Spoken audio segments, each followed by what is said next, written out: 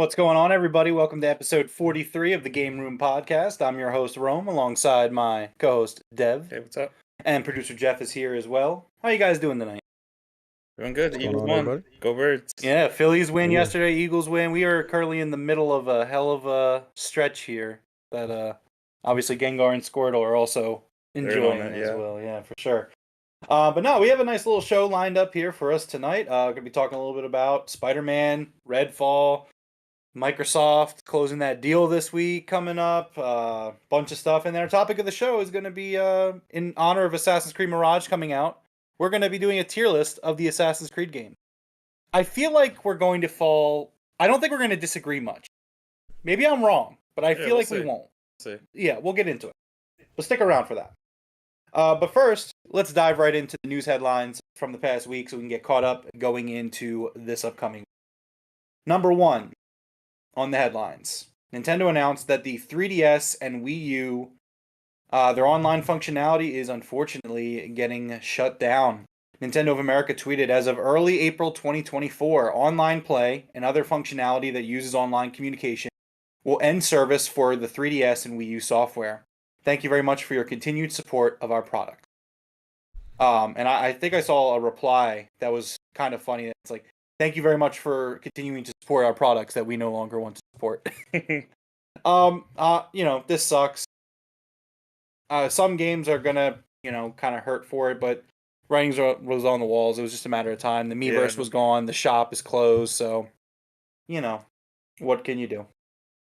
So, real quick, it's just that's gonna make it really hard to transfer Pokemon from like early generations over. Yeah, that's why I think they were trying to find ways to make it work with Pokemon Home. Again, like it's just dumb. There are ways that they could probably make it work, but they choose not to because they're just out of all the companies, Nintendo is the one that should be be the champions of backwards compatibility and the legacy content and making sure that content stays the same for years to come, and they don't do it. This makes me wish, as much as I love my Switch, it makes me wish the legacy of the DS was still ongoing. Yeah. And I wish there were still DSs selling and people were still making games for that because, I don't know, it's a special system. Yeah. Well, so that's going to be coming up next year. So get your time in if you want to play now. Number 2 in the headline. Speaking of things that you want to play now. Spider-Man 2. Copies are out in the wild, Dev. People are officially playing them. So, try to be cognizant of spoilers and whatnot.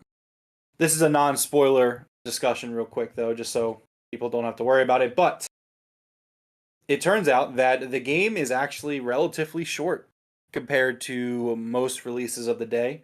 Twitter user ChrisGaming95 posted on Twitter that that he had gotten the Platinum trophy for the game.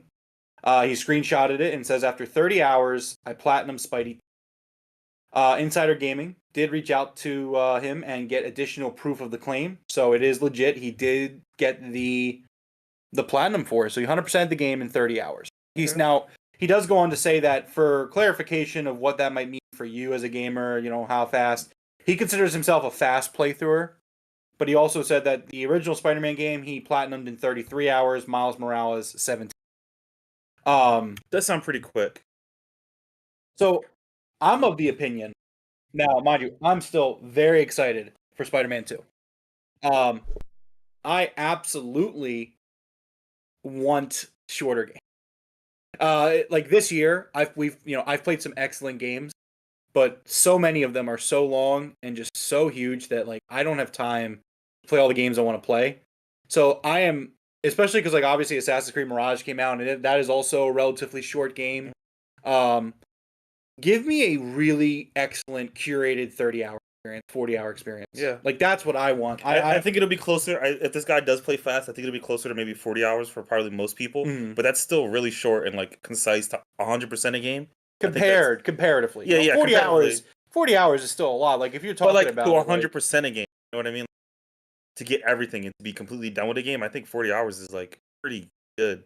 No, I agree. I think that it keeps reasonable time frames, and it's like I don't know, because you don't have to. Not a lot of people are gonna like want to 100% the game. They'll just want to get the story, and it'll probably be like 20 hours. Yeah, so I mean, I'm looking forward to Spider-Man 2 regardless.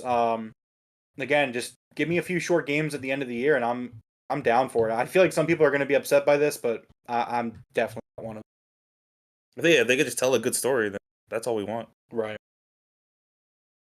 All right, number 3 in the headlines. Telltale Games.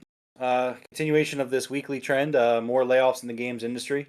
Telltale is the newest round of layoffs.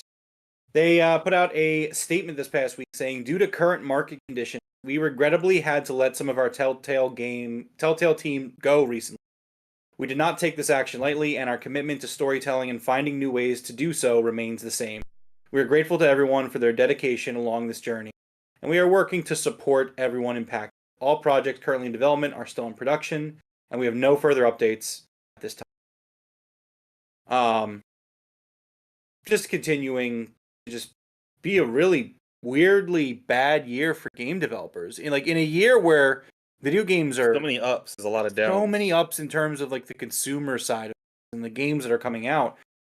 But like, why does this keep happening in terms of game development?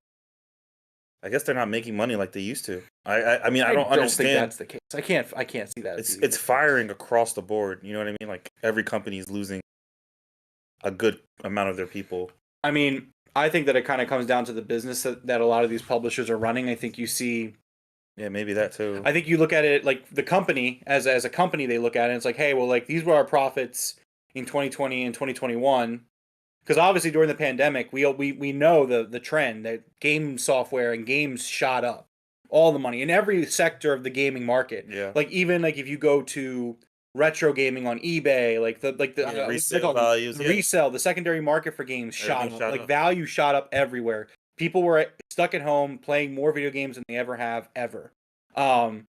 So I think what happens is that you see the industry get those sales, and then this year, obviously we're bouncing back down. Yeah, naturally, I think less people are going to be playing less games. Yeah. I think during that height, they probably hired a lot of people. Like, hey, let's pump out some games. We have money. People are at home playing these games, and now 3 years later, they got to let go, cut off the fat that they acquired. Yeah, I mean, I'm pretty sure these companies are mostly still making a profit, so it sucks to see what they would do for the sake of. Now, I mean, Telltale's a little bit of a smaller entity, so I mean, I'll give them I mean, that. they already went bankrupt once, Yeah, that's fair. That is fair. We will talk more about more layoffs actually coming up, but first, let's get into number 4 on the headline. Redfall, Devroro. Redfall received a massive update this past week. It includes the performance mode, so it now runs at 60 FPS on Xbox Series X and S. It added stealth takedown, increased world enemy population and new encounters, new controller settings, gameplay and combat changes, and much more. I'm not going to go through the entire list of changes. No, but but there's a lot of them. Like if you look at my screen, like I was reading through them, and like yes, a lot of them are bug fixes, but like some of them are these are gameplay changes. These are things that they changed about how the game played. That's good. Yeah, I was honestly expecting this game to die and swept under the rug. Well, again, I think that is the beauty of Game Pass, and like obviously Pete Hines said the other week that we covered it here on the show, where he said, "Hey, like crazy." I didn't think you thought he was crazy. Yeah, I thought he was crazy. I didn't think he was. He said, like, hey, 10 years from now, we want people to still be playing Redfall. That doesn't mean necessarily that somebody's going to play Redfall for 10 years straight. It just means that like that they want that game to be available in the catalog, and as Xbox's first party to grow in the coming years, I already look at Game Pass as the best value. I still feel that way very, very strongly. I agree. And I think that if you look at it, like, let's say 5 years from now, and like they're still coming out with the releases that they are in terms of like these day and date releases, these big indie games, there's some third party games coming in, the new first party still coming in, and you have a backlog of first party ready to go.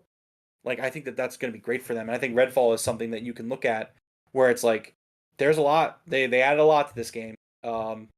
Now, Steam, I don't have this in the headlines, but the Steam player count actually shot up 68%. Now, keep in mind, there is like a kind of an asterisk to that, in a sense that the number was double digits. So it's like less than 100 people on Steam were playing it. Yeah. But it jumped up 68%. So I think it went from like 25 people on Steam to like 70 or something like that. So I'm all for games getting better. You know what I mean? It's the start of it, you know. Yeah. And again, that's not Xbox. That's specifically on. But yeah, I'm all for games getting better. I guess I wasn't expecting it to be as big as it is. I still don't expect it to be like played 10 years from now. But see, I haven't played Redfall yet. It's still technically sitting in the backlog of Game Pass for me. You 10 years from now. Nah, I don't know about 10 years, but like, I'm happy about this update because that means I can kind of go back, sometime, and the game will be better than it was when it launched. So, I'm pretty happy about it. But let's move on. We got a bunch of Naughty Dog news coming out. Again, people say, like, you always say, Rome, you never talk about PlayStation. It's like I'm literally going to start reporting on everything I can find for PlayStation. But no, this is a big one. I think that put together these things are a big one. I think it opens up to a decent conversation. So firstly, Naughty Dog, which for those that don't know, the studio behind The Last of Us and Uncharted, they have laid off at least 25 employees. A new report from Ethan Gatch at Kotaku has claimed that Naughty Dog has laid off at least 25 employees. Speaking with its sources, Kotaku reports that the layoffs were down to the studio downsizing, and it appears that full-time staff have not been affected. Instead, the outlet reports that there are no severance is being offered for those currently being laid off. Employees are being pressured to remain quiet. Affected employees will have their contracts officially terminated at the end of this month, October 2023. The report comes during a time when mass industry layoffs are abundant. Last week, Epic Games laid off 16% of its staff. So, obviously not a huge round of layoffs, but 25 employees, it sucks to see. Most of them are in the QA development department. I don't think that this article says it, but IGN's article, or maybe it was Kotaku originally, I guess, they said that most of them were in the QA department, which still unfortunate to see. Yeah. So we looking at Naughty Dog and looking at what they've kind of put out in recent years, and obviously Last of Us Factions, which we have an update on that as well. You look at the line of releases for for Naughty Dog, and I actually looked it up today to make sure I was correct on it. So the last official game that they put out, like not remake or remaster, was The Last of Us 2. Since then, they've ported the Uncharted Thieves Collection. They did a re-release of Last of Us 1. And now, it's being reported that the next game coming out of Naughty Dog will be The Last of Us Part 2 remaster.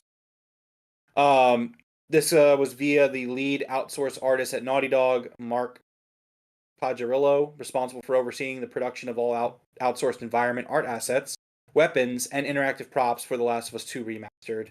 I believe that's his resume. So I wanted to kind of get your thoughts on this. So, number one, do you think it's way too soon for The Last of Us Part 2 to get a remake? Oh, yeah. I thought that about The Last of Us 1 remaster as well. But, again, they sold really well. I think The Last of Us 2 looks amazing. So I don't know, like, what exactly a remaster is going to accomplish. But I do think it's too soon, personally.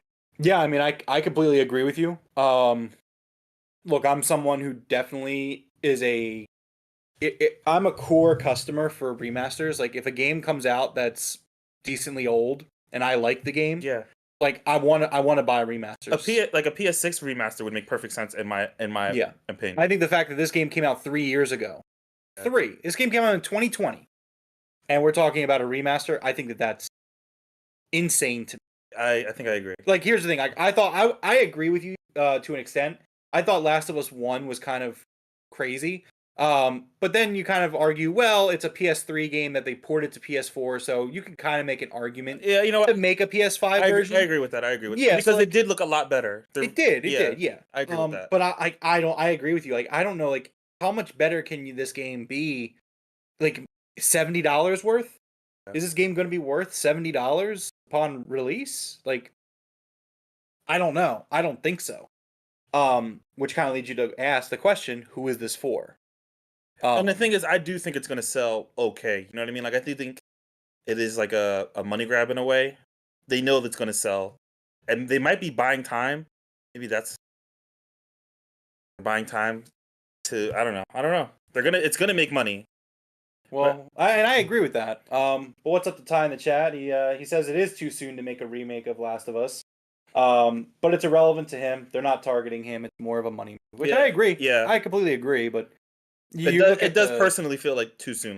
Oh, okay. I think you just look at the studio Naughty Dog and like, if you were to look at one focus of PlayStation and like the concern that at least I would have for PlayStation moving forward and like Jim Ryan stepping down, all that, you look at Naughty Dog, right? Because it's like Naughty Dog. If you look back at the portfolio of the studio, this is a studio that has for decades consistently churned out high quality first party software. And then you kind of again like you look at like what I said, where again I looked this up today to make sure I was kind of right, but like they haven't really put out much since Last of Us 2. They put out remasters of the Uncharted collection and Last of Us 1. And so like now we're here and they're working on Faction. I just think it just doesn't seem like the studio is going in the right direction. I feel like their priorities are kind of off. I mean, we were just talking about Redfall, and it does feel like another, in a way, a Redfall situation. You take a studio who does great single player games. They always knock it out the park with their single player games. And now you're trying to get them into a multiplayer game. Right. This one's a live service, I assume. So I think they're out of their wheelhouse. I think they can do it, but it just seems like it's really rough. Right. Well, so let's bring this last bit of Naughty Dog news into the discussion real quick. So the principal designer on The Last of Us Faction has left Naughty Dog. Now, this came out one day after it was reported that Naughty Dog had laid off 25 people. Principal monetization designer Anders Howard, who joined the developer back in 2022, has left after only 11 months with the studio. He worked specifically on game systems design and product leadership on The Last of Us multiplayer game that seems to be in trouble at Naughty Dog. The departure was first spotted online by Twitter user Naughty Dog Info, where they kind of pointed out that, once again, this is another resume that says he's no longer with the company. Again, like, I don't know. I do worry for Naughty Dog in the future. I mean, they've come out and said that, like, yeah, don't worry, we're working on a single player game. But, I mean, how far out is that single player game? Because, like, you're right now you're doing remasters and you're doing this Factions game, which I don't think the Factions game is. I don't think it ever comes out. I don't think there's any chance that Last of Us Factions ever comes out. That if it doesn't, if you're right, that's super disappointing. I do think it'll be a good game when it comes out. The way they described it, it just seemed like it would be a fun game. So that would be very disappointing if it doesn't come out. Yeah. But I guess we'll have to see. Right now everything's too early to say whether or not they're or not. I think a lot of Sony's like that, where everything looks really bad right now. Yeah. But it does feel like it's still too early to call anything. Well, I mean, it's like we talk about here on the podcast a lot. I think perception is very important. Perception is everything, and I think that. Sure, but if they're still if they're behind the scenes, behind closed doors, if they're still okay, perceptions can be whatever it is. Sure, perceptions can be fixed, but it is just something. Not even fixed. I just don't think it'll affect things behind closed doors. So I would disagree with that. I think that you could see across the industry, you could point to perception altering how people view things. I mean, that's how it is, unfortunately. Right or wrong, I'm not defending whether it's right to do that or not, but perceptions matters, and we see it all the time, whether it be from Nintendo to Xbox to PlayStation. They all do it. We all have perceptions of how these companies are, and that affects the public viewpoint of them. Ty and I have talked about it on his stream, and I talk about it here. I think perception is extremely important. Well, like, for example, right? So, like, PlayStation, when they do, like, the holiday roundup of stuff, and they do all their holiday advertising, or really anybody, I'm not even going to make this a PlayStation. When you're watching a game trailer, and that game has, at the end of it, a splash logo for any one given, you're going to associate that game as that coming to that console and being like when Battlefield was getting a lot of Xbox marketing, and like the perception was like, man, Battlefield is an Xbox franchise. Was it on PlayStation? Absolutely it was. The same could be said for like Star Wars Battlefront when PlayStation was going after that license, and they were running a lot of their ads as Star Wars Battlefront ads. A lot of people were like, "Man, it's a PlayStation." Like that's just how the perception works. I guess. And there's a reason for that, and it's okay to disagree because like I try to look past the perceptions too. But I'm just sitting here as someone who pays attention to not just games themselves, but the industry and also how fans react to things. You look past it, like. You know, sorry, no, I'm just saying, like when the Arkham series had trailers, it was like I knew I was playing the Arkham series. That was all PS5 trailer. So the same thing with like my point is that like I'm not saying you, Devroro. I'm saying I want you to take yourself out of the equation and look at the average consumer, the average gamer, the average. You can even say the average console fanboy, whatever. Like perception's important. People but it doesn't run with things. Redfall came out. We'll talk about Xbox again. Redfall was supposed to be the big first party is back type thing, right? And now obviously hindsight's 2020 because Starfield's, regardless of where you land, Starfield is either good or amazing, incredible.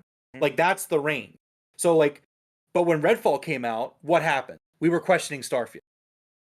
We were. But I think perception doesn't change the quality of the game, is what I mean to say. Oh, I agree with that. But again, perception can change customer viewpoints and customer habits and customer like attention. Like those things can affect the sales of your game. That doesn't mean the game's going to be any worse. I'm not saying that the perception affects Naughty Dog internally. I mean, that could affect morale. You could argue that. You could go down that rabbit hole and say like, well, this affects morale because like. But again, I'm just saying. I'm saying like they have time behind the closed doors. We can guess and say that they're going to fail all that we want. Whatever they put out it's actions speak way louder than words, and I think that's what I mean. Where it's like perception can't really affect the quality of the game. Like you said with Redfall, I think a lot of people expected Redfall to be good. They did, and then it wasn't. Yeah, then it wasn't. And then the perception of Xbox was very negative to because of Phil Spencer. But it was because of a bad game. What I'm saying is I think the game matters way more than the perception of the.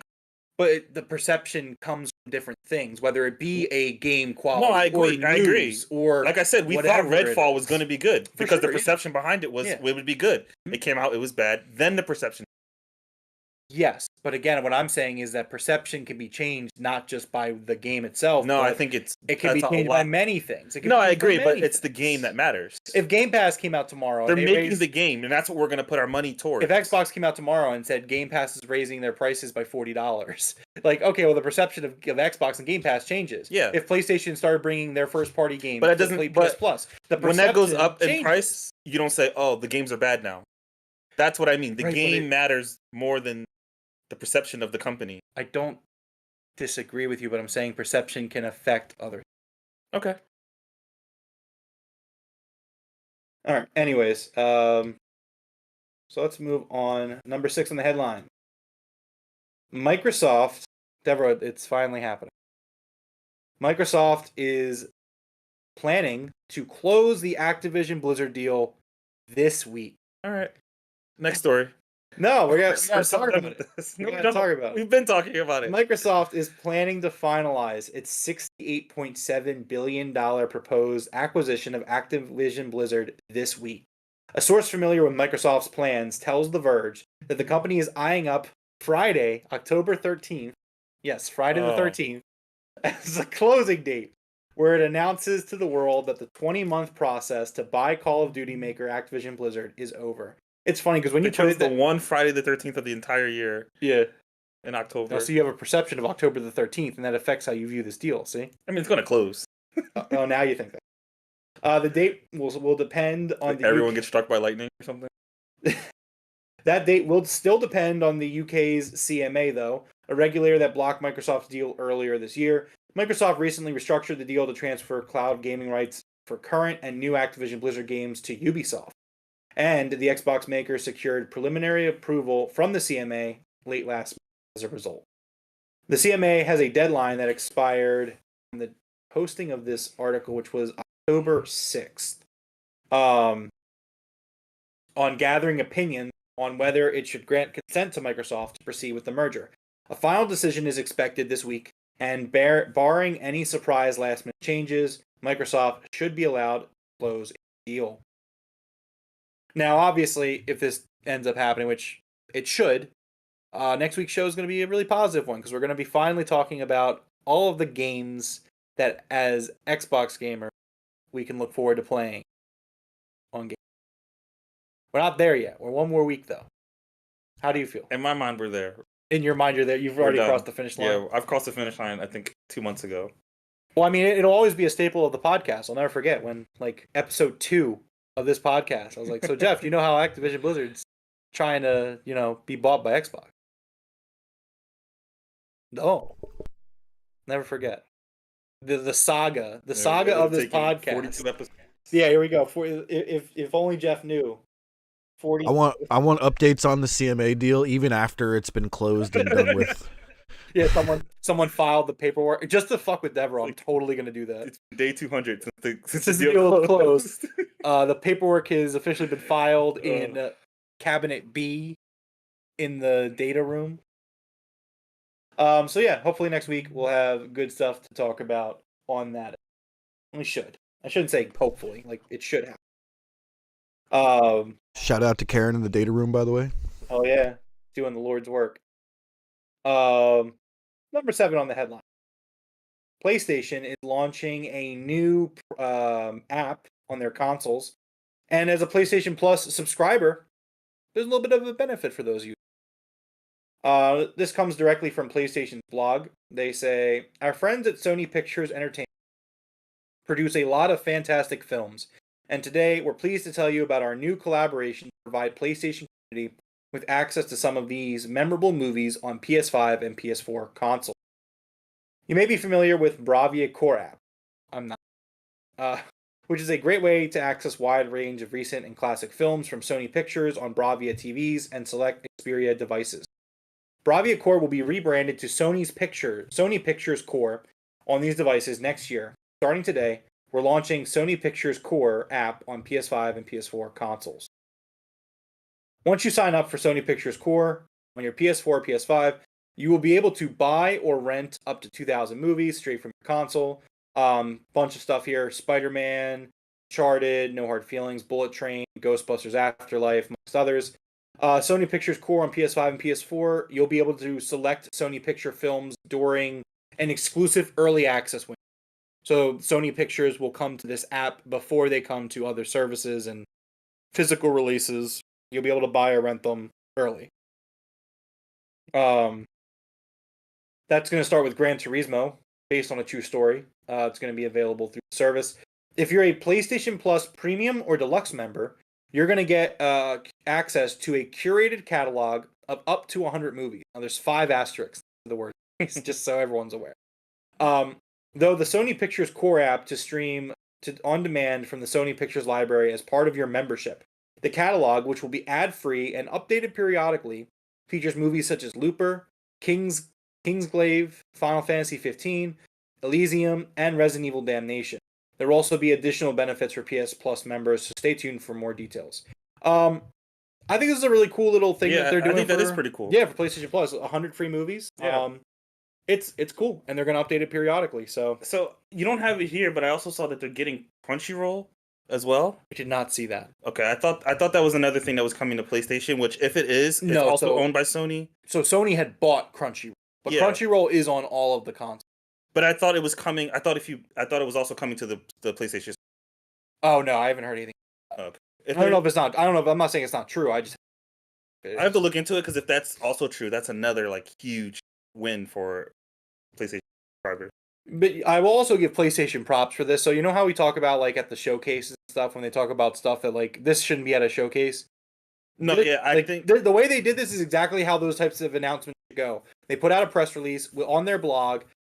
People are going to get excited about it, spread the word, but you don't need to show this at a showcase. So kudos to them for announcing the right thing at the right time. Good. I do think that, and again, I think we'll probably disagree on this, but that first showing of the opening show of Summer's Games Fest, I feel like there could be something in there.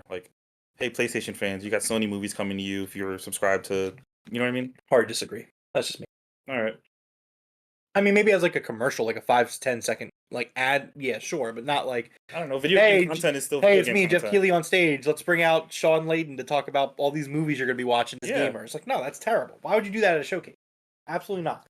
I feel like that's what Summer Showcase is. You should be arrested for this.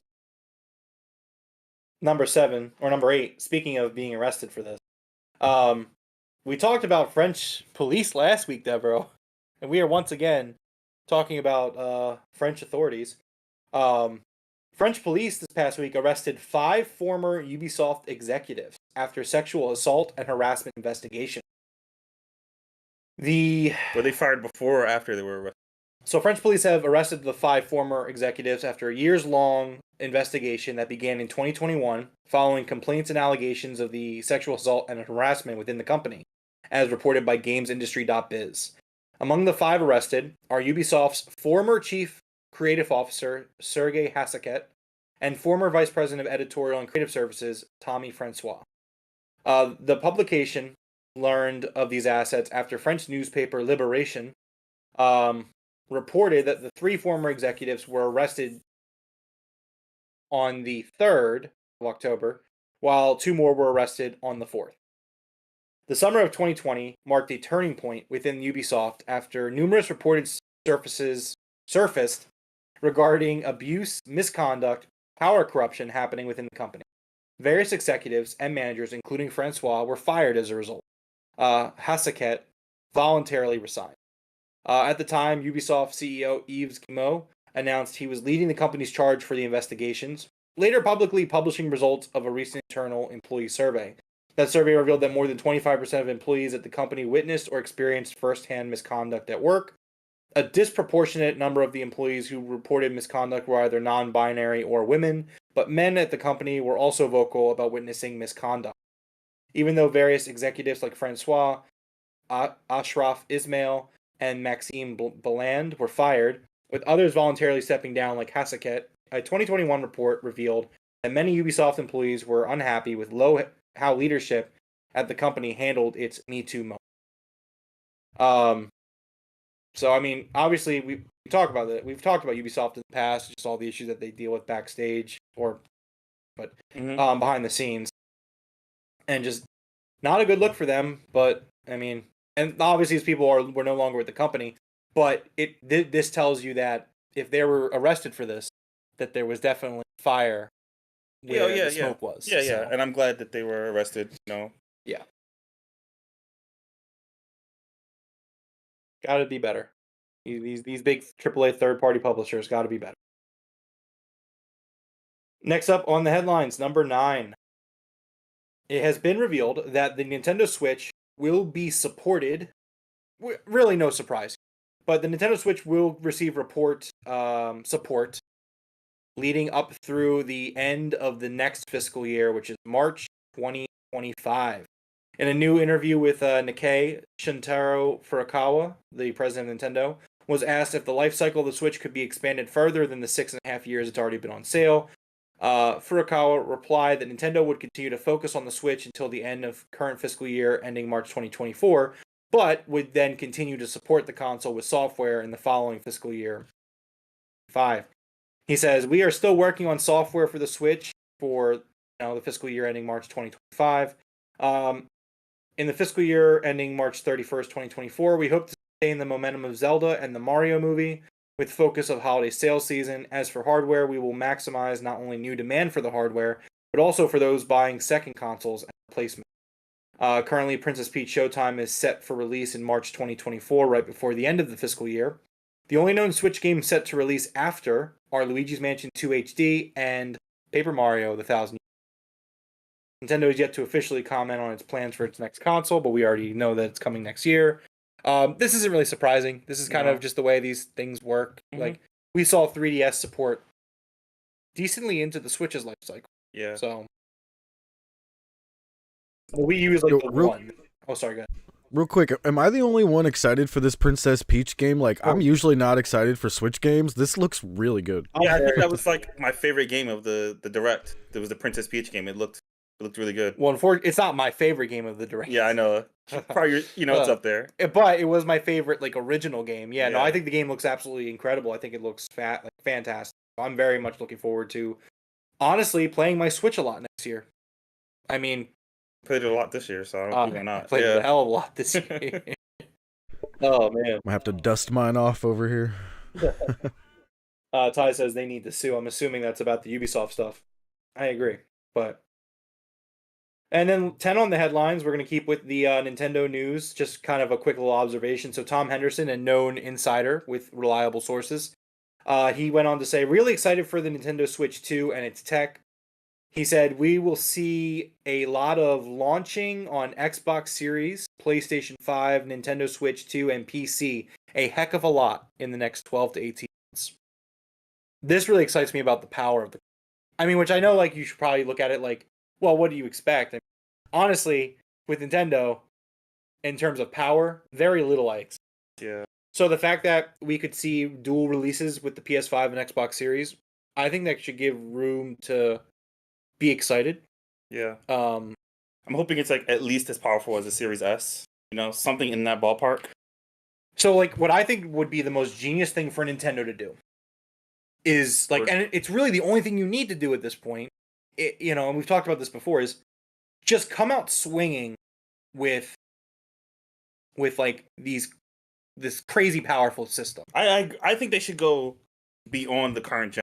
That's what I'm saying. Personally, Yeah, that's what I'm saying. I don't think they will. No. I hope I'm wrong, but yeah, that would be awesome if they did that. Yeah, I think that's what they need to do. I think you should just maybe something as powerful as a Series X while it's docked, and maybe like something as powerful as a Series S undocked, or like yeah. No, I agree. some type of That's what I think they should do as well. Will they? I mean, I don't know. We'll have to see. Yeah, we'll have to see.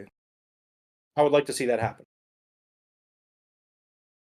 Last up on the headline.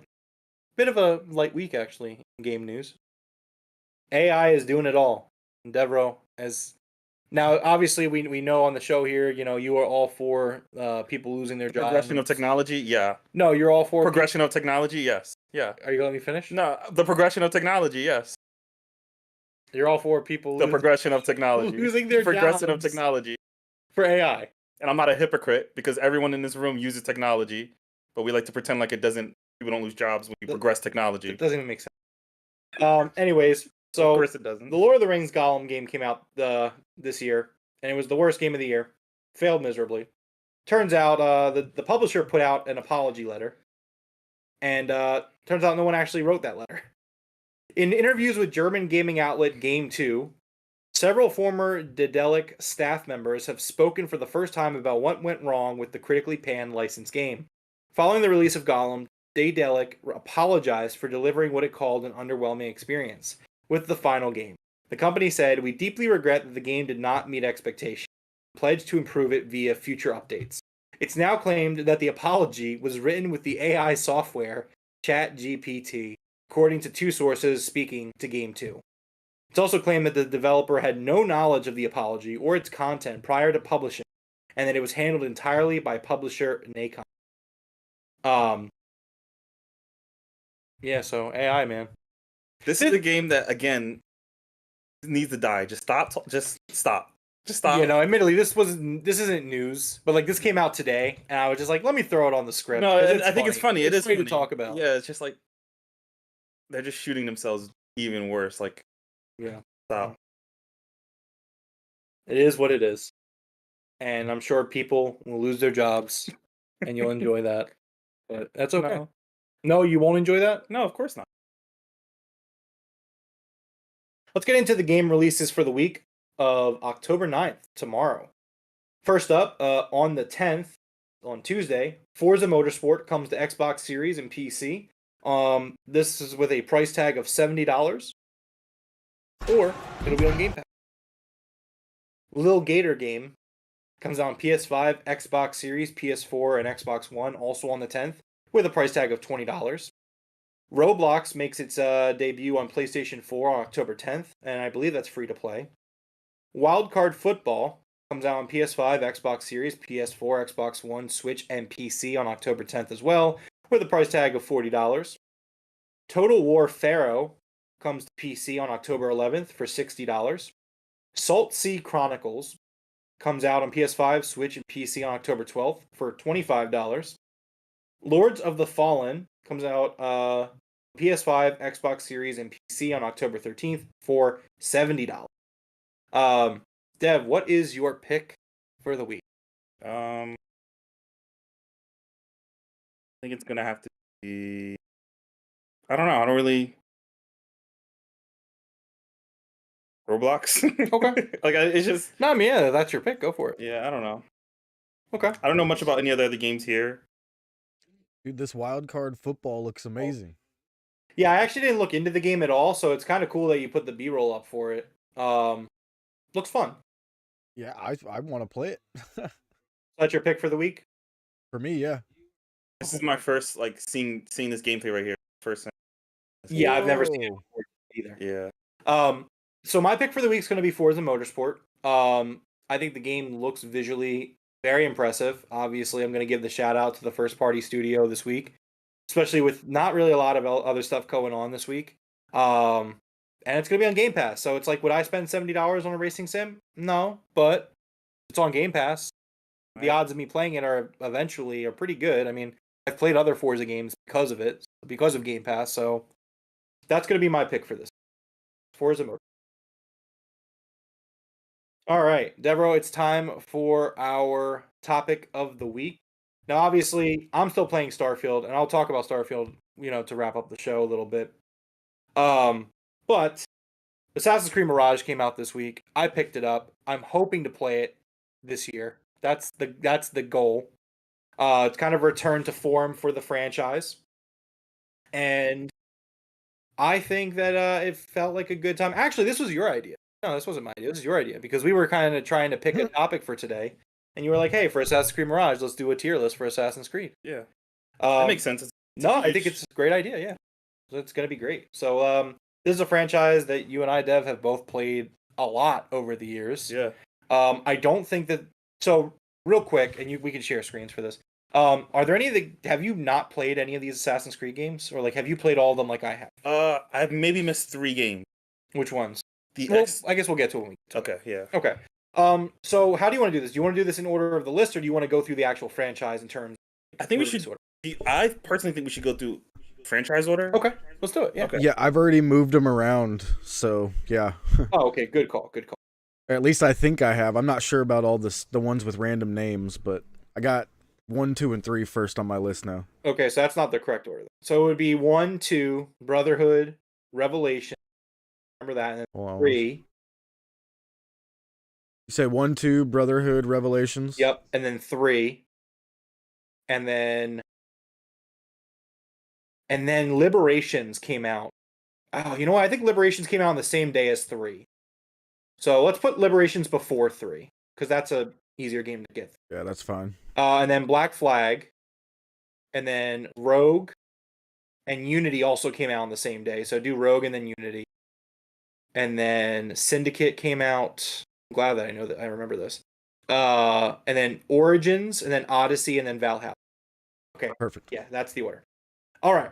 So obviously, Dev, this tier list that we have, it says GOAT, almost perfect, awesome game, good, okay, meh, nope, never play again, never play. Okay. So let's go through. Let's start with Assassin's Creed 1. All right, so Assassin's Creed 1 for me, this was a game that like How did you get into the franchise? What when you saw this game, what made you want to be like, let me try? So funny story, high school story. Yeah, so we'll get into it. Yeah, Assassin's Creed. When I think of Assassin's Creed, I think of my high school years. Oh, for sure. That's when I like played them, and everyone else played them, and it was great to talk about. So I remember, obviously, I had a reputation in high school as the gamer. Everyone was like, talk to me about games. Mm-hmm. And Anuj, great guy, he was like, oh, have you played Assassin's Creed? And I was like, no, I haven't played it yet. And he was like, oh, dude, I'm going to bring it tomorrow. You can borrow it for the weekend. And so I borrowed it. I brought it home. I had like just gotten my 360. Okay, like, cool. So like I was playing like a lot of like Gears of War and GTA 4. And like at the time, that was like all I really had for my Xbox. Okay. And so went home. And for that weekend, I played it. And I was just like blown away at the time. Yeah, I was like, this is incredible. Like going through Damascus and Jerusalem and just going through all these cities and just, again, mind you, like for me, this was one of the first like real next gen experiences of that generation where I was like, what is going on? This city it's a whole city. Yeah. Like it's crazy. Yeah. And you're like, yeah, go ahead. So I mean, like I brought it back the next day and it's funny because Anuj and I for years, Assassin's Creed was kind of like a talking point between us. I agree. We would argue between who was better, Ezio or Altair. Yeah. And I'll give my take on it once we talk about Assassin's Creed 2 and those games. Mm-hmm. But like, yeah, I've Assassin's Creed 1 has a special place in my heart. That being said, or I guess go ahead and talk about. Yeah, so I had no idea what Assassin's Creed was. I never even seen a trailer for it at the time.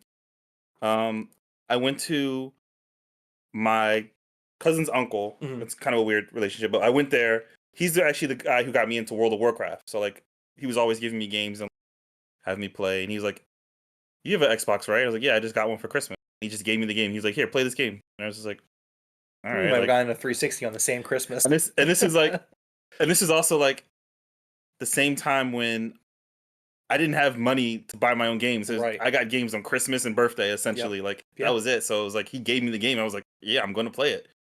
And again, like you said, it was like the freedom of it. I was like, I'm running across buildings. I'm like jumping off and killing people. Yeah. I'm assassinating. I'm like playing stealth because I like stealth games personally. Like, I do too. Yeah, I'm a big stealth person, and I think this game probably influenced that a lot. Well, I like stealth predator games. Yeah, I agree. I like the feeling of like, I don't need to be stealthy, but I'm going to be stealthy. Yeah, I agree with that. And I think that's something Assassin's Creed does well, especially some of the later games. We'll talk about when we get there. In hindsight, looking at this game, it wasn't that great. Like, no, it's not. Yeah, it's like, it's very hard controls. Very limited. It's very ugly. A very ugly game. Yeah. And outside of the modern day stuff, the story is very kind of bland. Yeah. Except for the ending with I agree. With the mentor. Mm-hmm. Mualim. Yeah. It's been a few years. Yeah. I think that this game is an excellent launching point for the franchise. But when you compare it to what comes after it, I don't think it can even come close to comparing. For me personally, I put the original Assassin's Creed in the okay territory. Okay, I was gonna put maybe meh. I was actually gonna put it in okay. Okay, I'm okay with okay for the first game. Yeah, so we'll do Assassin's Creed 1 for okay. So there's that. So let's move on to Assassin's Creed 2. We're a few seconds behind. I don't know if producer Jeff has the tier list up or not. He'll have it up. There it is. Yeah. Okay, so Assassin's Creed 2. So I'm just gonna. Why don't you start with Assassin's Creed 2? Since I started with the first one. I was so hyped for this game. I liked 1 enough, and we talked about 1 enough in high school for us to be like, yeah, this is a good game. Like, and then you see 2, and that's when I actually followed the game. I got to see trailers, and it was like, hype for Assassin's Creed 2 for me was very high. Like, I was like, oh, I'm so excited for this game. And then playing it is like the setting of Italy, and just like Ezio is such a likable character. Yeah, this game is higher. It's I wouldn't say perfect, but it's definitely higher up on the tier list for like. Okay. This is a very fun game. Yeah, so I mean, I also remember like bringing my Game Informers to school, passing it around. Yeah, everyone reading about Assassin's Creed 2 again, all excited. And it was a lot of us. It was you, me, Anuj, Forrest, like a bunch of other people. Yeah, a bunch of people. Yeah. Assassin's Creed was like one of that in high school. Like, I think Ivan as well. Like everyone played it. Everyone played it. That was the thing about Assassin's Creed. Yeah, like, everybody was in on it. Like, there were people who like Nintendo. There were people who like Xbox. There were people who like PlayStation.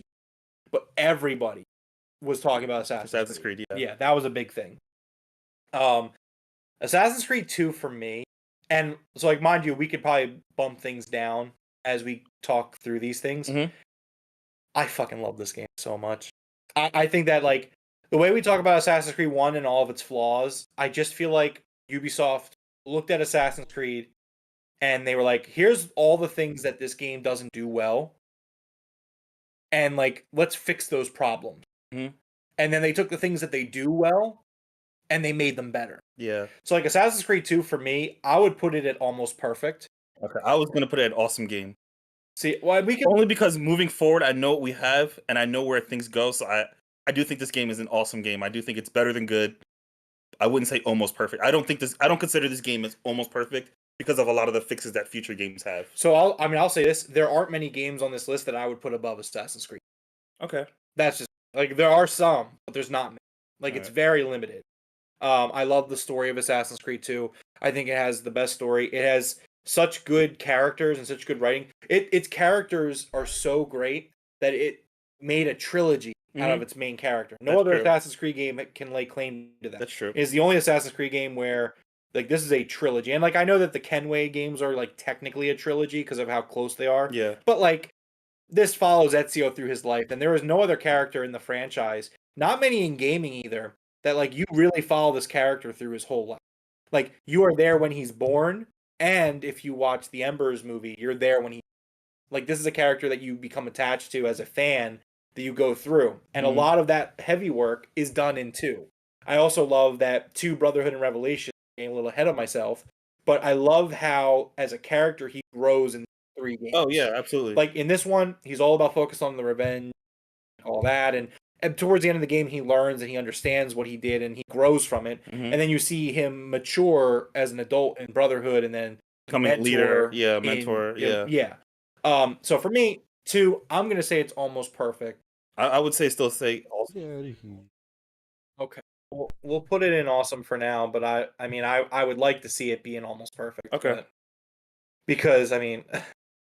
Let's talk about the next one, Assassin's Creed Brotherhood. I'll go first for this one. This is the best game in the franchise. I think it's the best game in the franchise. Assassin's Creed Brotherhood is incredible. The opening is incredible. Like, here's the thing. This game does everything correct. Whereas, like, I don't think any other game in the franchise you can sit here and be like, everything it does is correct. And I mean correct. Yes, I'm specifically saying correct. It was the right thing to do. I think Brotherhood revolutionizes the gameplay. It makes you feel like such a badass. Combat is so much fun. The stealth is so much fun. The story is great. It has an awesome opening and a cliffhanger ending that I can't spoil. But like, I remember, so going back to high school, I remember talking about Brotherhood with a Nuge, and like we would just like, I would be like, bro, you have to get to the ending of Brotherhood. It's insane. And he's like, okay, I'm gonna do it this weekend. And then he came in on Monday and he was like, holy fuck. And it's just, this game is just perfect, you know. And, you know, not just because Rome's in the game, but just everything. Like the game is just excellent. It's a great map with really great systems. The assassin system, like while they do kind of refine it a little bit in future games, I think it's at its core elements and it's perfect in this one, where you just like press a button and you have all your little assassins drop in. So cool. Yeah, really cool. It's a GOAT. Brotherhood's the GOAT for me, and I can't back off of that. Yeah, I can't do it. For me, it was like, do I give this game a 9.5 or a 10? This you know what 10. I mean? Like this is a 10. Yeah, this is an 11 out of 10. I think I agree. This is one of my favorite games of all time. Yeah. Okay, cool. So we're in agreement. Go. Next up, Assassin's Creed Revelation. So you can go first. I'll just like, it was the ending of a story of trilogy that I loved. I enjoyed this game just as, maybe not as much as Brotherhood, but basically as much as Brotherhood. I think it's better than Assassin's Creed 2.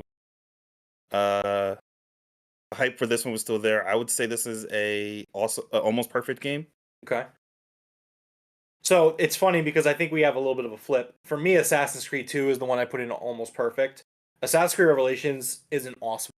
I love this game. It is a step below 2 for me, just because I think number one, I think while the stuff with Altair and Desmond is really cool, I think a lot of Ezio's plot outside of that is kind of not memorable for me personally. Really? Yeah, that's just me. I mean, like outside the Altair stuff, like, and the ending of that, like, I think that like 95% of the game in terms of story is kind of unforgettable.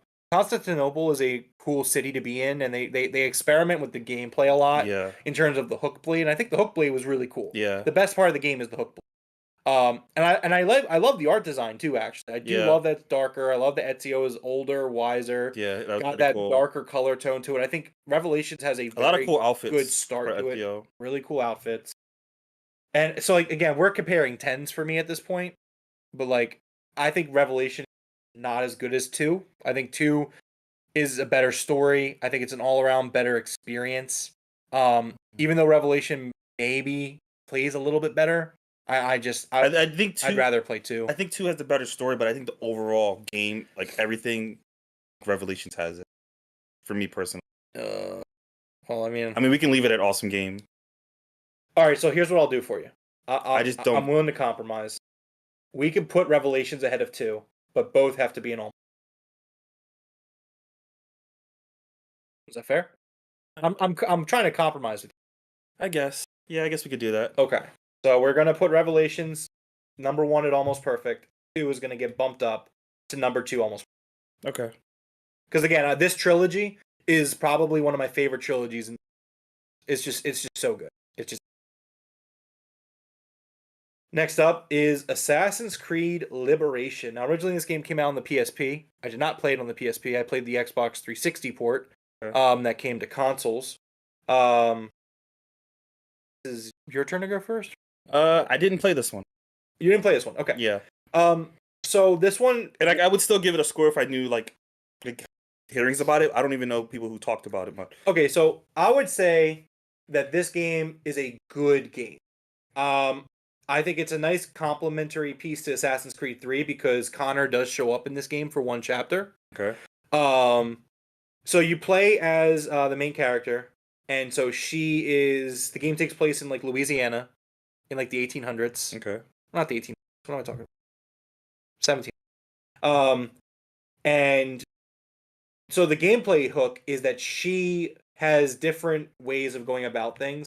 She has Assassin's mode, so where she's like playing as like an assassin. Yeah. She comes from a wealthy family, so she has like lady mode where she's like in a kind of time dress. Mm-hmm. And then she's also African American, so she also has like a slave worker type outfit or like mode. Okay. Or common or peasant. I don't know exactly what it is, but based off the time period, it's kind of time accurate, if you know what I'm saying. And so the character, like each style has things that you can do differently. Like if you're an assassin, you have full control range of everything you're doing, but you're automatically being hunted by. Okay. And then lady mode is like really good for social stealth situations. You do a bunch of social stealth stuff. Can you just change on the fly? So if I recall, you actually have to go into a changing room to change. Okay. But and then the commoner or peasant one is kind of like a middle ground where it's like she can kind of do both. She's not as good at the social stealth stuff or the assassin stuff, but she can kind of do a little bit of everything. Okay. So it's a cool game. It came out as a PSP game. I played on the 360. It's a good game. I think the story is pretty good, actually. Surprisingly good, I would say. But the game does show its limitations by originally being a PSP. Okay. So I'm going to go with good. Good game. Next up is Assassin's Creed 3. I don't know if we're going to agree on this. Okay. You can go first. I really enjoyed Assassin's Creed 3 personally. I think it's an awesome game. I like the world. I like, beginning of America, Native American stuff. Mm-hmm. The environment, it was a lot of wilderness stuff. I know like running through trees was one of their big selling points for this game. Yeah, I think I enjoyed this game. I think it's an awesome game. Okay. So for me, I find the game to be disappointing in many ways. I also love it in many ways. I love the setting. I love the story. I love a lot of that stuff. A lot of people don't like Connor. I like Connor. Yeah. I think he's a good character that you see growth over time, especially, just in general with his dad and all that stuff. His dad, the Hatham stuff, one of the best plot twists in the history of video games. Yeah. This is, again, another moment where it's just like going into high school the next day, like, holy shit. For the first few hours, we were not who we thought. Correct me if I'm wrong, it leads into Assassin's Creed 4 too, right? It does. Yeah. Well, loosely. I mean, yeah. Well, I mean, a little bit. Yeah, there is some loose stuff.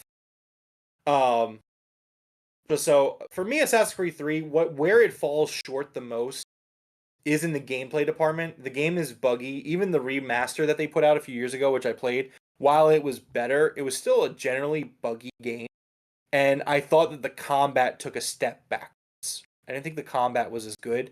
Connor doesn't feel like a predator in that game, which, like, the dude is a Native American warrior running around with a tomahawk.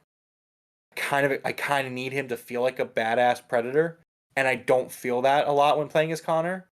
The animations are cool, but in terms of actually playing the game, I don't. Where did you say you were putting this? Awesome? Yeah. See, for me, I put this up as a good game. I love the game, but like I don't know if I want to say awesome. Like we could put it for awesome for now, and then like see where the rest of it like lines up. Okay. Well, on here, the setting. I mean, Revelations and Oh 2 have to be pushed up. yeah, Jeff. Revelations and 2 are in almost perfect. Just so you know. So yeah, okay. So we'll move it Assassin's Creed 3 to awesome. So therefore, right now we have GOAT is Brotherhood, almost perfect is Revelation 2, awesome game is 3, Liberation is good, and the original is okay. Next up is Assassin's Creed Black Flag. My God. What an excellent game. This is another GOAT game, in my opinion. So here's the thing, right? Here's the thing. I love this. And this is, again, we are talking about 10s at this point. My hierarchy of the Assassin's Creed franchise would have Black Flag as third best game for me. Okay. And that would be behind 2. Obviously, we have Revelations ahead of 2 for the sake of to not argue.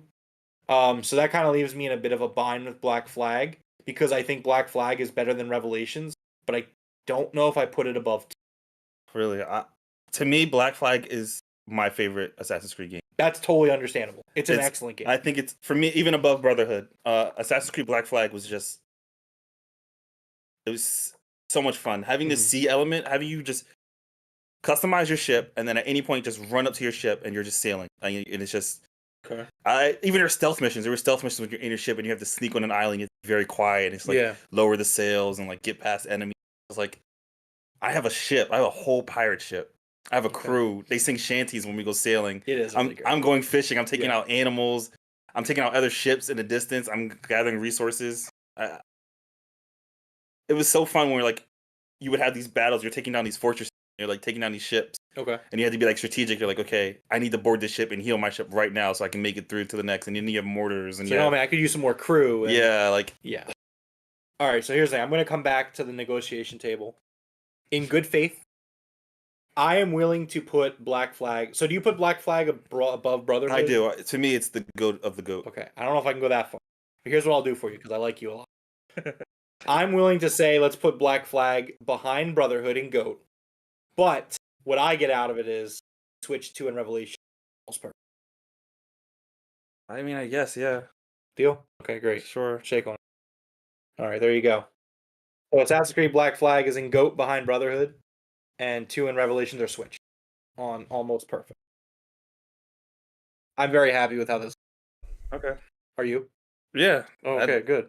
That doesn't seem very. Next up, Assassin's Creed Rogue. So Rogue and Unity came out on the same day. Unity came out for next gen consoles, which was Xbox One, PS4. Yeah. Rogue came out 360, PS3. I really like this play by them to come out with the 2 games, and the 2 games do intertwine. They do tie in together. Okay. You should play Rogue first if you're playing the series. Me. I really like this game. Now, have you played Rogue? I haven't played Rogue. Oh, we got to get you to Rogue. It's really cool. For me, when Unity came out, I was like, that's the one I want to play. So I don't think Rogue is as good as Black Flag, but it tries to do a lot of things that Black Flag does. Especially if you love Black Flag, there's no reason why you shouldn't play Rogue. Okay. I really enjoy Rogue. I would say it is an awesome game, and I would put it above. I would put it above Assassin's Creed 3, which, ironically enough, Rogue ties in with Assassin's Creed 3 as well. So I'm going to put Rogue above Assassin's Creed 3 and awesome.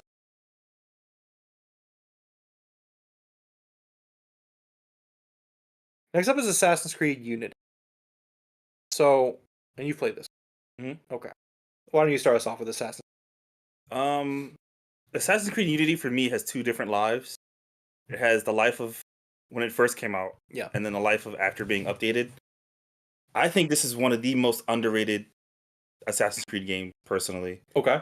I think this game was good. Actually, this game I would say was good or awesome when it came out because it had so many bugs. I experienced the bug. I think everyone experienced the bugs. It was like really bad. I played a lot of the game, but I don't think I finished it. Okay. I don't think I finished it. Actually, no, I did finish it. Okay. I'm trying to remember the story. I think I did finish it. Yeah, he gets a sword at the end, right? Spoiler alert. Yeah, I think That, so. like, okay, yeah, I did finish this game. It I was don't a good remember, game. guys. It's been a long time since. Yeah, but going back to this game, I remember going back to play Unity. I was just messing around, and they fixed a lot of it. And it was just, I think Unity has one of the best free running Yeah. mechanics in any game, and I think they go back to it later on. Mhm. It's this game for me is probably almost perfect after all the updates. I think Unity has one of the better open worlds in this franchise. Absolutely, it's so like it's a great. it's open great. world. It Just- looks beautiful. So here's the thing, right? And I've always been in a minority of this.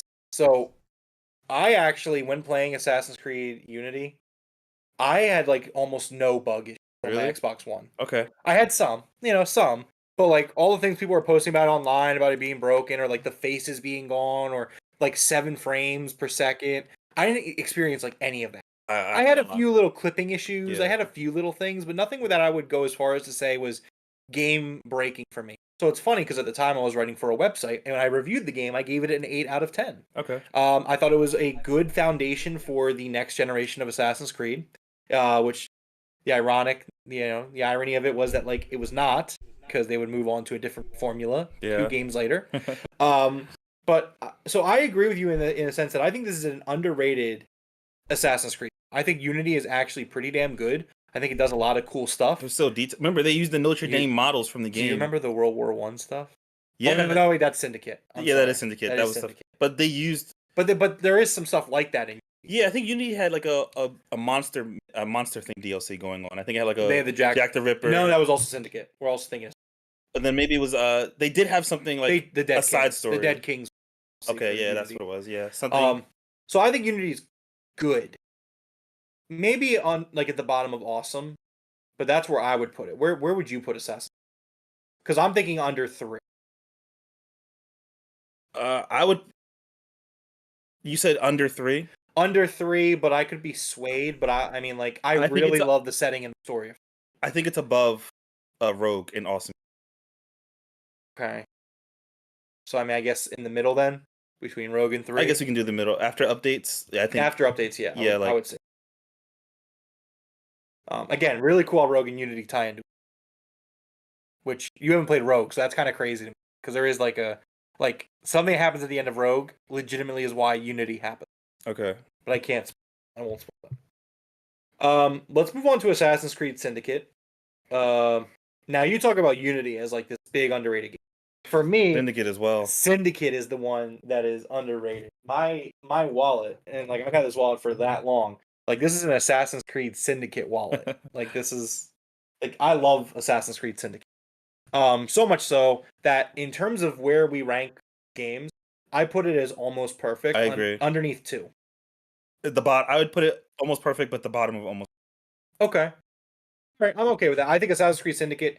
It is such a shame that for Mirage was like the last of like that style of Assassin's Creed. Yeah. Syndicate is just so damn good. The setting. We talk about the open world of Unity. I think Syndicate's is better. Yeah, and you get like I know you get like the grapple hook so you can climb fast, and I thought that was cool. and You get yeah, like going between Jacob and Evie is really cool. Yeah, and them being different characters fundamentally. Like one's a fighter, one's a stealth person. Yeah, like Jacob walks around, he takes his hood off, puts a top hat on. Yeah. Whereas Evie's like more of a stylistic stealth, and yeah, the art style is cool. The weapons are cool. You can get brass knuckles for. Yep. Yeah, like it's just. Syndicate is a dope ass game, and it really sucks that was the last of its kind up until Mirage.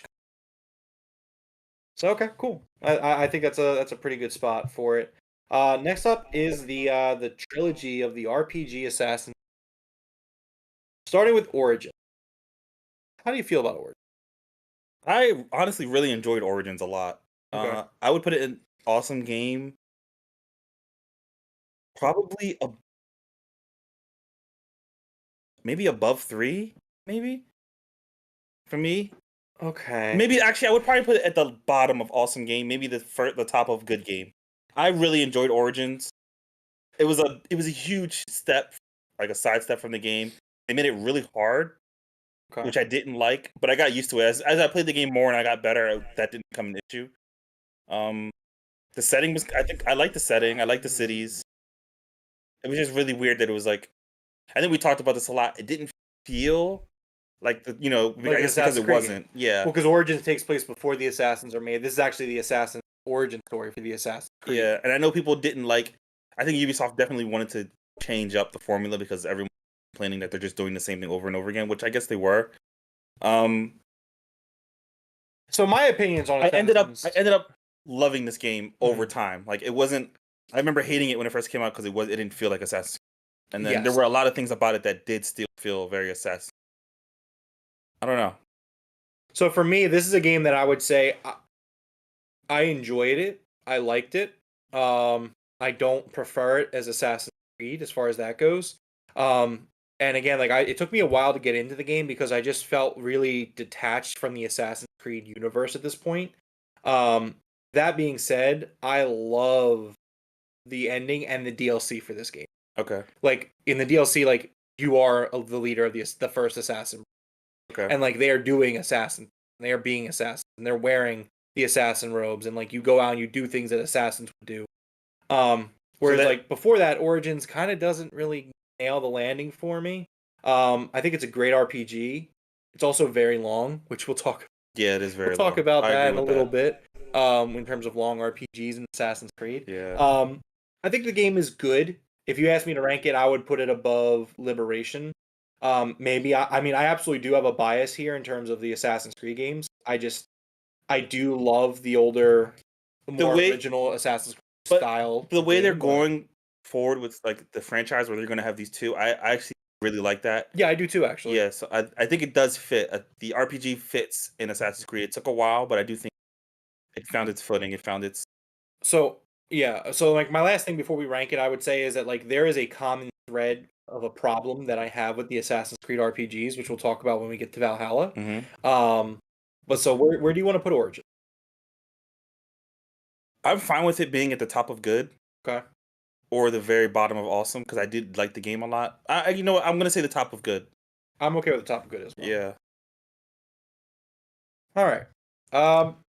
Hey, did we have Syndicate in the right spot at the bottom of awesome? No, Syndicate is at the bottom of almost perfect. Okay. Yeah. All right. Purdy just threw a second touchdown, by the way. Who did?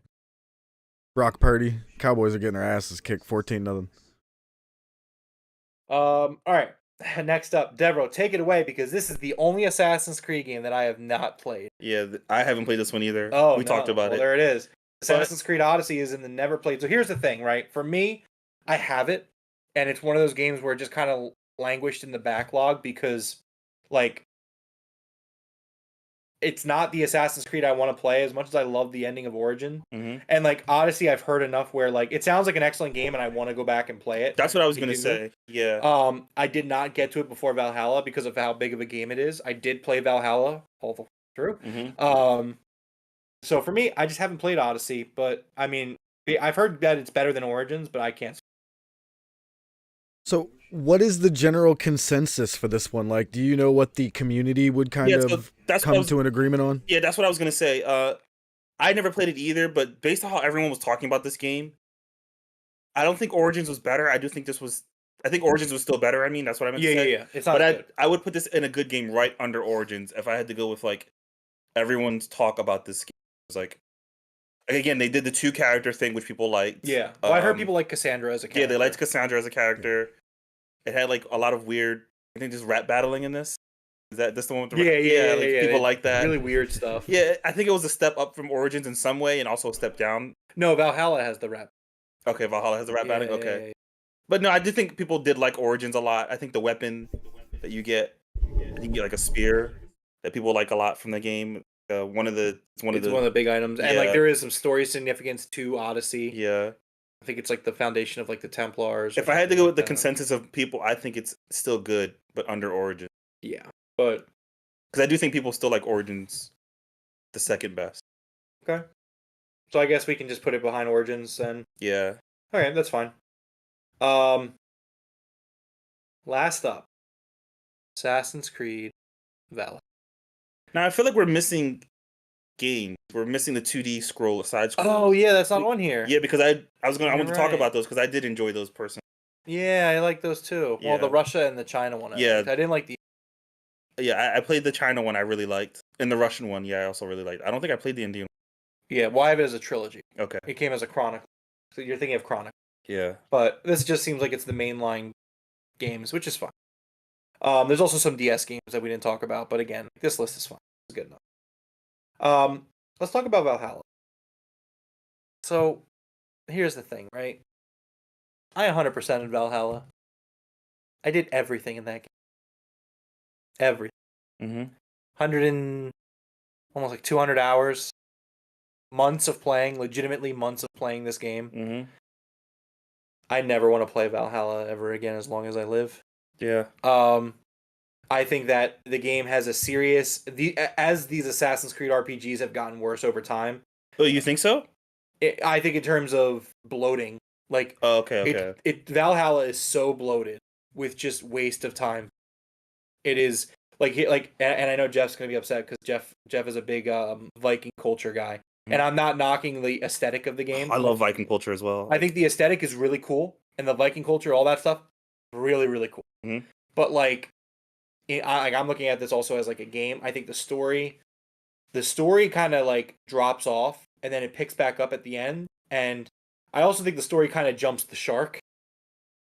If you know what that means, it means kind of like it gets too absurd. Okay.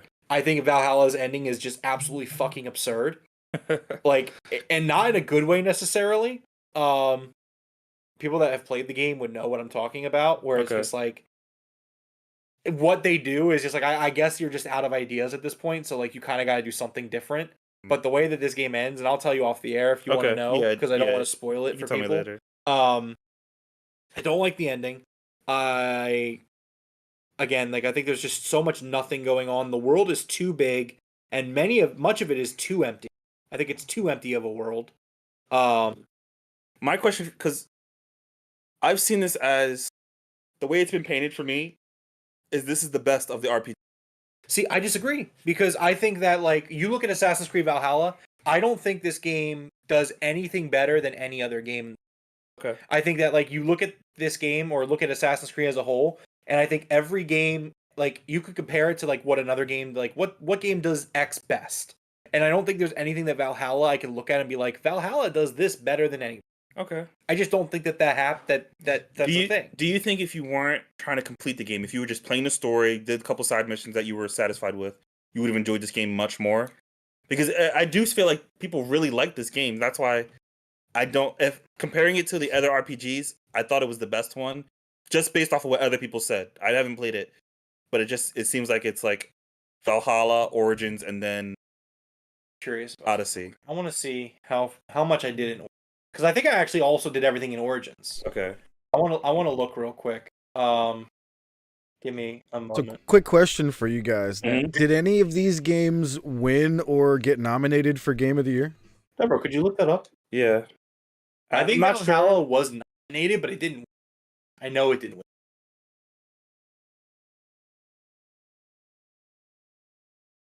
You know what? I'm just going to go to trueachievements.com because that's the best way to find my achievement. I was going to do it through the Xbox, but it's better to just go to True Achievements. I'm going to do a little bit of live investigation here to see how much I got done for Assassin. I feel like Rome is heading towards the almost perfect category for this one because, like, for Valhalla, just the way you described it, yeah. No, not for Valhalla. I didn't like Valhalla. Oh, I think Devroro is going that way. I think it was just based off what I've seen. I felt like it was the higher. Well, because like I was really into the game like for the first few hours, so I was like, you know what?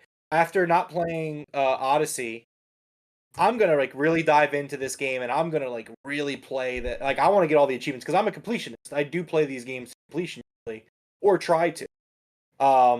Okay, so Assassin's Creed Origins for me, I 100%ed it. Okay, so yeah, you told me you 100%. With 81 hours for Assassin's Creed Origins. Yeah. So that's for the hell of it. Let me look at the exact number of hours for Valhalla. Shout out to trueachievements.com for just being the absolute best for this type of stuff. Valhalla. So 81 hours for completion, 142 hours, 50 minutes for Assassin's Creed Valhalla.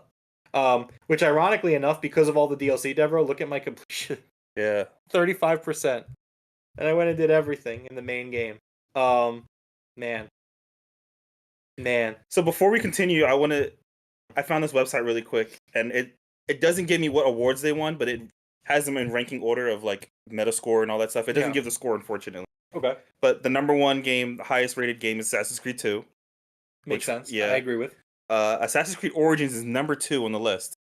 And in terms of like, I mean, I enjoyed it by the end. but that's what I'm saying. I thought people did like that one specifically a lot. I thought Valhalla was, well, I'll get there. Brotherhood is 3, which I think Black Flag is 4, which is very on par. Most of this is on par with what we think. They actually have Mirage as 5. Well, that just came out. I can't. Yeah, we can't talk about it. What website is this? This is Screen Rant. Oh, okay. Screen Rant could be a little clickbait. Maybe. Valhalla is 6. That's Assassin's Creed 3 is 7. Odyssey is 8. Revelations is 9. That's criminal. I think they're just going by score though. Like, yeah, I don't know about that. All right. So I mean, where do you want to put Valhalla? Because like I don't want to put it in like bottom of okay or meh. Like there are good things about it, but like I could have cut out 120 hours of that game and would have been better off. Which I don't think it's a good thing. I don't know. I think putting. If you ask me right now, what would you rather play? Would you rather play the original Assassin's Creed or Valhalla? I would say I'd rather play Valhalla. I would put this at the bottom of good.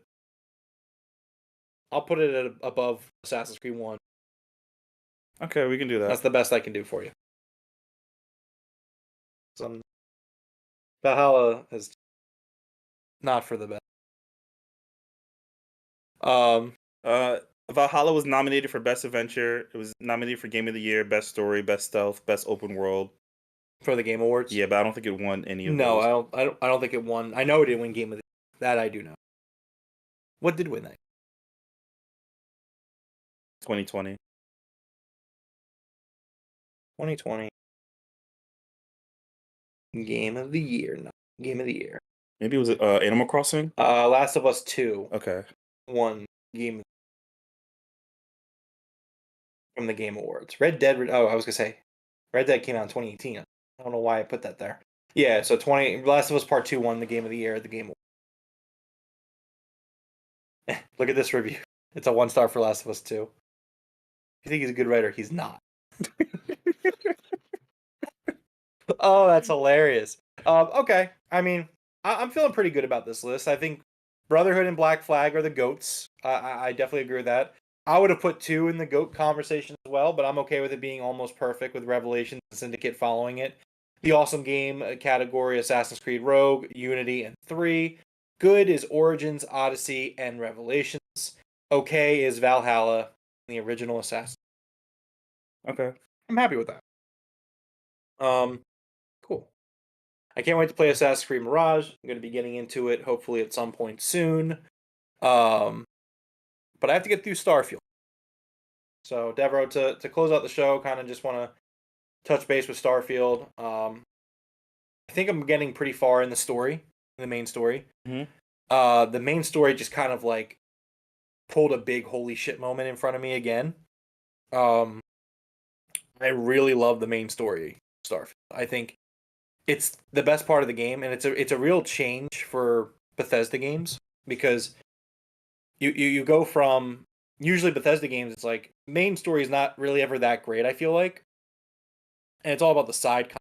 And like this game for me is the other way around, where it's just like the side stories are like the side quests are okay in Starfield, they're good, but like man, I absolutely love this main story in Starfield, and I want to like continue to not. I really want to kind of push. I'm starting to see where this new game plus discussion comes from, and yeah, I'm looking forward to continue to play. Okay. How much longer do you think you'll be playing it? Podcast wise, let's go by weeks. How many more podcasts do you think we'll do? So the problem, right, is that like I'm really preoccupied right now because the Phillies are in the playoffs. So like that's admittedly going to be taking up a lot of my time this week. Plus the podcast. So like I'm working tomorrow night. So I'm gonna play some Starfield tonight. I'm gonna play a little bit more tomorrow during the day, and then it sounds like you got a good amount of time. You're gonna be playing this. And then Tuesday, there's no chance I'm playing it all on because I work a long shift, and then we're doing Dynamite review, and then I have work early on Wednesday. Yeah. Wednesday, when I get done, I'll probably play for a little bit, but expecting the Phillies to win again on that day. But I'm going to be watching that. then like so if like Thursday will be my next list. Okay. So that's kind of where I'm at. Like I'm going to continue to get through it. I'm going to try to continue to enjoy it at my own pace. Yeah. I'm going to try to get some more achievements and stuff because that's how I want to play the game. Mm-hmm. But admittedly, Spider-Man on the horizon is it's looming, and Assassin's Creed is here. And there's already enough games that I haven't gotten to this year. That before we end, have you heard anything about Assassin's Creed ratings wise or anything like that? Yeah. So the reviews kind of mixed. Yeah.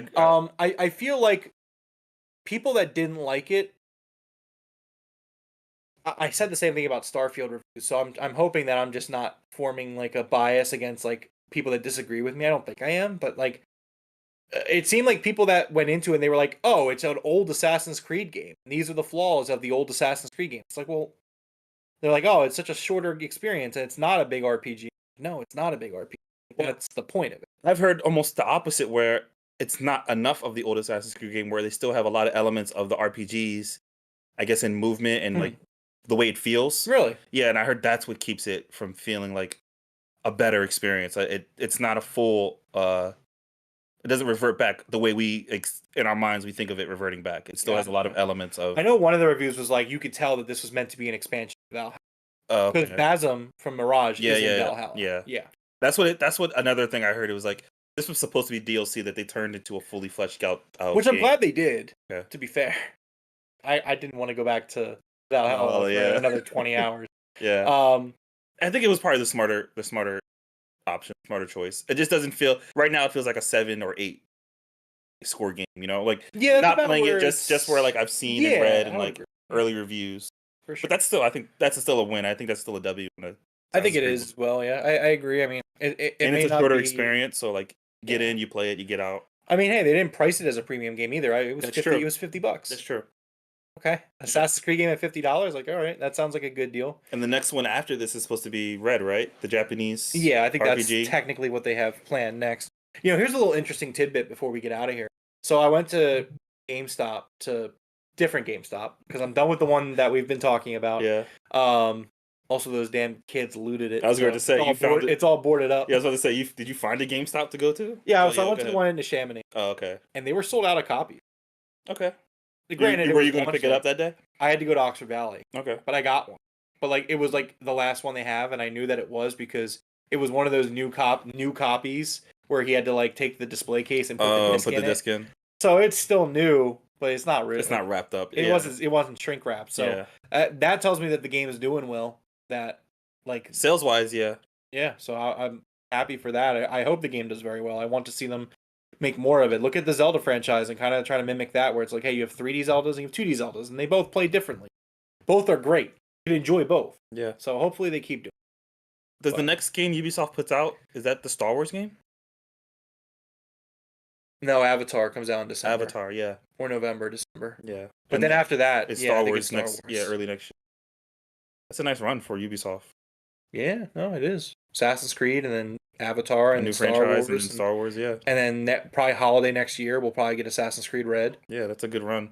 Yeah. They're in a lot of trouble. Like we hear about them, like a lot of bad news, but a lot of bad news, but they make great games. Well, they do. So yeah, they do. Yeah, that's factual.